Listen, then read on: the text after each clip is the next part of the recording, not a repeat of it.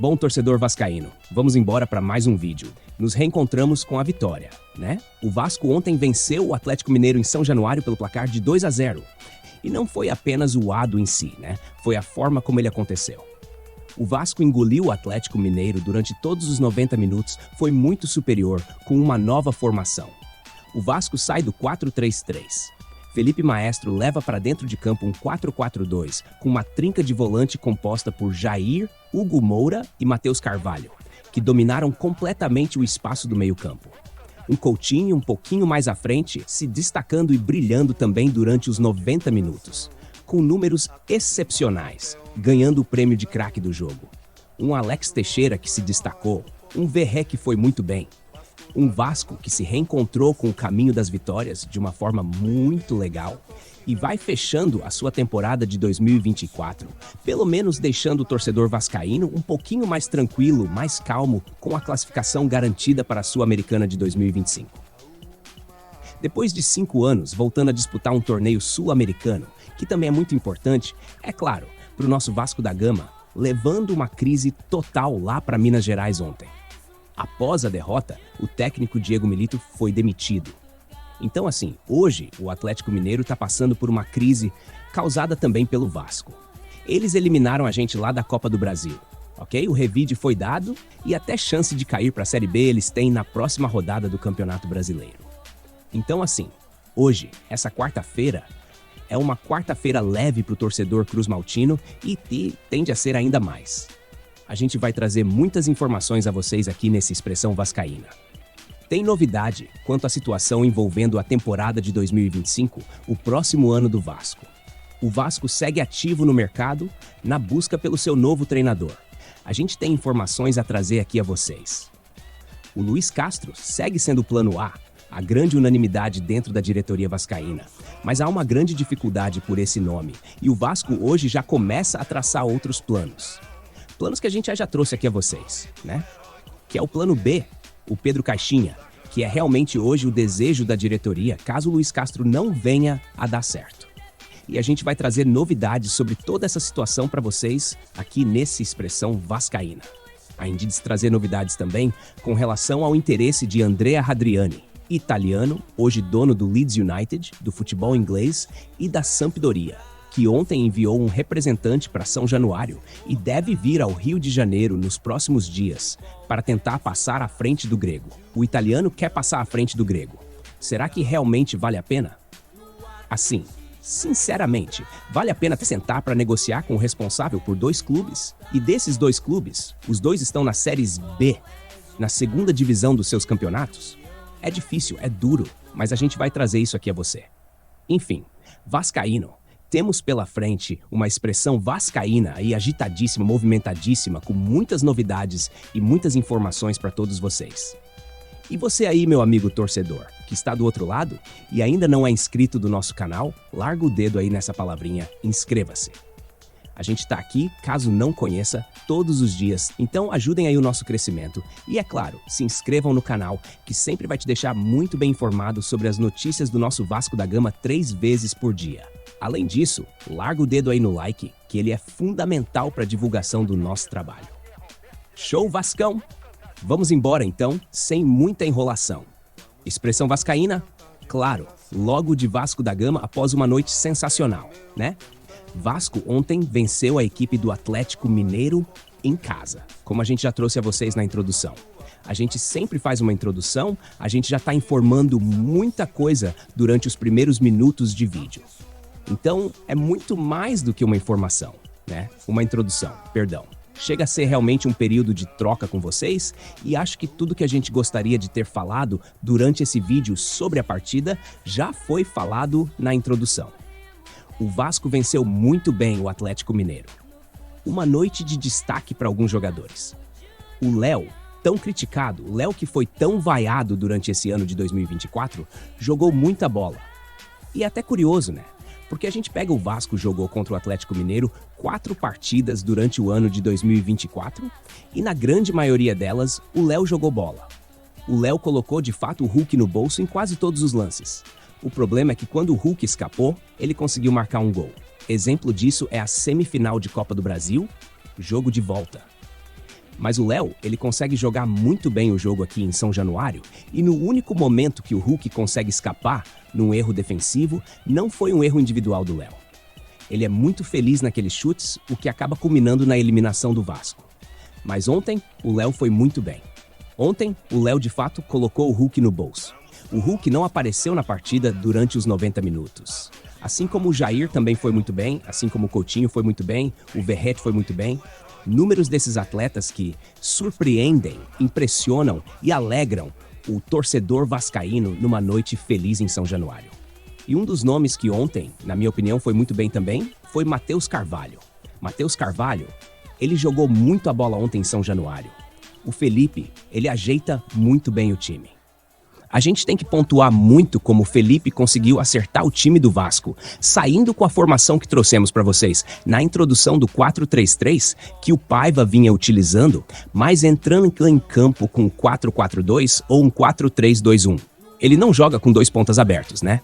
Ele joga com uma trinca de volantes, sendo nitidamente o Jair como o primeiro volante mais aberto pela esquerda, o Matheus Cocão, e mais aberto pela direita, o Hugo Moura. E qual é o interessante? O curioso é que ele libera o Matheus Carvalho e o Hugo Moura para avançar e às vezes até mesmo aparecer nas pontas. Eles fazem um trabalho de ponta muitas das vezes, né? Porque vemos o Matheus Carvalho em diversos momentos cruzando bola, fazendo jogada com o Lucas Pitão lá na esquerda, quase na linha de fundo, assim como o Hugo Moura também pisa muito no lado direito. Eles conseguiram se destacar. Vimos o Matheus Cocão agressivo na marcação, mas com muita qualidade com a bola nos pés, o que sempre foi um ponto interessante. A gente pode criticar muito o Matheus Cocão, mas com a bola no pé, ele tem qualidade sim, e já mostrou isso durante a temporada de 2024. Ontem ele voltou a jogar muito bem com uma noite de destaque do Matheus Carvalho, muito pelo mérito do Felipe. E há algum tempinho atrás, já tínhamos relatado aqui a vocês sobre o interesse de um clube do futebol norte-americano pelo Matheus Carvalho. O Kansas City recentemente demonstrou interesse pelo Matheus Cocão e colocou na mesa do Vasco uma proposta de milhões de reais. O Vasco, na hora, negou a proposta, pois realmente é um valor muito abaixo daquilo que o Vasco pretende vender esse jogador jovem de apenas 22 anos de idade. Um atleta que, na minha opinião, tem um potencial de crescimento muito grande. Até porque o que o Matheus Carvalho evoluiu de um ano para o outro é algo gigantesco. A gente vê o Matheus Carvalho que, no início do ano passado, estava no Náutico, na Série C do Campeonato Brasileiro, sendo reserva do time, e que hoje é um dos nomes importantes para o Vasco. Então, o Matheus Carvalho evoluiu muito, fechando o ano de 2024 como titular e com tendência de evolução. Mas, ontem, os olheiros desse mesmo clube, o Kansas City, estiveram novamente presentes em São Januário para acompanhar o Matheus Carvalho. Eu acho que ontem, das últimas rodadas, foi o melhor jogo do Matheus Carvalho com a camisa do Vasco, o que automaticamente entusiasmou muito os olheiros do Kansas City com a atuação do volante. A expectativa é que daqui para frente, esse clube norte-americano faça um esforço maior para contratar o Matheus Carvalho. Por outro lado, o staff do Matheus Cocão prioriza uma ida do atleta para o futebol europeu. Hoje, a situação está dividida. O Kansas City deve vir com uma proposta em breve, pois a janela vai abrir, mas o empresário do jogador prioriza uma ida para o futebol norte-americano. Então, a situação está realmente em aberto. O Vasco talvez não se recuse a uma venda, mas tem que ser um valor de fato considerável. A expectativa é que o Kansas City venha com tudo para cima do atleta. Deixe sua opinião nos comentários sobre se você acha que a venda do Matheus Carvalho seria positiva ou negativa. Meu amigo torcedor vascaíno, a gente falou sobre o Matheus Carvalho e antes contextualizou a importância do Felipe para que esses jogadores desempenhem um bom futebol, como no caso do Matheus Carvalho, do Jair, do Coutinho e do Alex Teixeira. O jeito com que Felipe entra em campo ontem foi fundamental para a melhora no desempenho desses jogadores. E isso nos mostra como é importante ter um bom técnico na beirada de campo. Às vezes, a figura do treinador é desvalorizada, mas a partida de ontem deixa muito claro como é importante ter um técnico bom no comando. Esse pensamento também é unânime dentro do Vasco. O clube não vai medir esforços para trazer um grande nome para a temporada de 2025. E o nome principal é o Luiz Castro. Já trouxemos isso a vocês, destacando os principais pilares dentro do Vasco da Gama para a escolha do Luiz Castro. Alô, torcida vascaína, aqui é Roberto Dinamite. Vamos cantar junto. Vamos todos cantar de coração. A cruz de Malta é o meu pendão. Tu tens o nome do herói do português. Vasco da Gama, tua fama assim se fez. Tua imensa torcida é bem feliz. Posso afirmar sem hesitação que os principais fatores que levam o Vasco a buscar o Luiz Castro são sua facilidade com o idioma, a experiência adquirida no futebol brasileiro, especialmente no Botafogo, o trabalho moderno de Luiz Castro e seu grande repertório técnico. Esses são os pilares fundamentais para que o Vasco vá com tudo atrás do treinador. Mas vale destacar que não será fácil. Hoje, é praticamente unânime que o Luiz Castro é o técnico mais cobiçado no Brasil, devido ao que fez no Botafogo na temporada passada. Vale lembrar que ele teve o melhor primeiro turno da história do futebol brasileiro, realizando essa façanha em um time que, com todo o respeito, não era uma potência.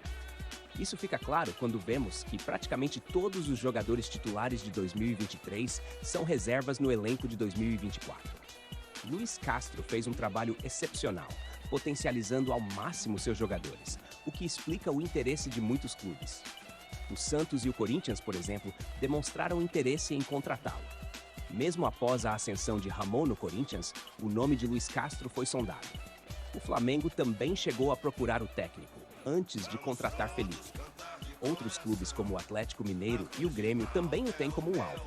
E no Cruzeiro, com a possível saída de Diniz, ele segue sendo cotado. O Vasco, ciente da dificuldade de contratar Luiz Castro, já olha com mais atenção para o nome de Pedro Caixinha, que tem se tornado um dos favoritos internamente. De acordo com o jornalista Lucas Pedrosa, apesar de ainda não ter avançado oficialmente com Pedro Caixinha, o Vasco tem mantido conversas frequentes com o staff do técnico português. Caixinha agrada bastante a diretoria, principalmente por sua experiência no futebol brasileiro, como no trabalho à frente do Red Bull Bragantino, onde levou a equipe à final da Sul-Americana e a Libertadores.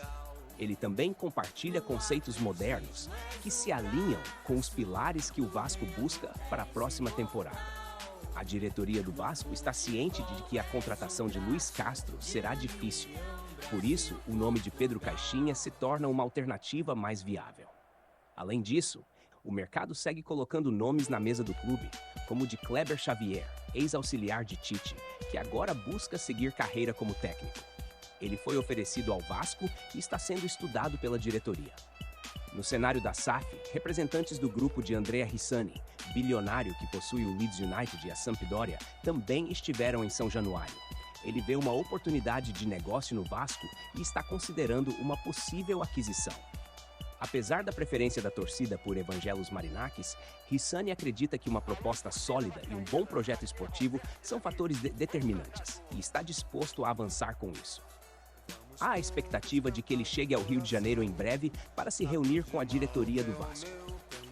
A corrida pela compra da SAF vascaína está cada vez mais acirrada e o futuro do clube promete ser emocionante.